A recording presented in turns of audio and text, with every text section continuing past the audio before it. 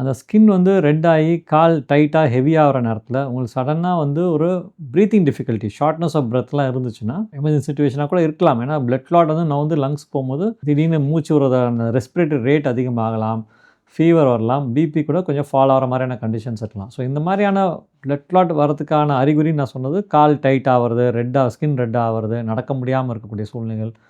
இந்த மாதிரியான பிரச்சனை வந்துச்சுன்னா, நீங்கள் இமிடியேட்டாக டாக்டர் வந்து அணுகுற மாதிரி இருக்கும். நார்மலா வேரிகோஸ் வெயின்ஸ் இருக்கக்கூடிய பேஷண்ட்க்கும், வேரிகோஸ் வெயின் இல்லாமல் இருக்கக்கூடிய பேஷண்ட்ஸ்க்கும் பார்க்கும்போது, வேரிகோஸ் வெயின் வந்திருக்கக்கூடிய பேஷண்ட்ஸ்க்கு பிளட் கிளாட் கால்ல அந்த வெயின்ஸ்லேயோ, இல்லை நரம்புகளில் உள்ளார இருக்கக்கூடிய இரத்த நாளங்கள், உள்ளார இருக்கக்கூடிய வெயின்ஸ்லேயோ பிளட் கிளாட் ஆகிறதுக்கான சான்ஸ்ன்னு பார்க்கும்போது, வேரிகோஸ் வெயின் இருக்கக்கூடிய பேஷண்ட்ஸ்க்கு ஒரு 5 டைம்ஸ் காமன் பிளட் கிளாட் உருவாகக்கூடிய. யாரோட 5 டைம்ஸ் காமன்னா, நார்மல் பேஷண்ட்ஸ், நார்மலாக இருக்கக்கூடிய நபர்களோட கம்பேர் பண்ணி பார்க்கும்போது, இந்த வெயின் பிரச்சனையோடு இருக்கவங்களுக்கு ஒரு 5 பங்கு வந்து பிளட் கிளாட் உருவதற்கான வாய்ப்புகள் அதிகம்னு சொல்லிட்டு ஒரு ரிசர்ச் பேப்பரில், ஜாமான்னு சொல்லி ஒரு ரிசர்ச் பேப்பரில் 2018 வந்து இதெல்லாம் கண்டுபிடிச்சு ஒரு ஸ்டடி பண்ணி அவங்க வந்து இதை அனலைஸ் பண்ணியிருக்காங்க.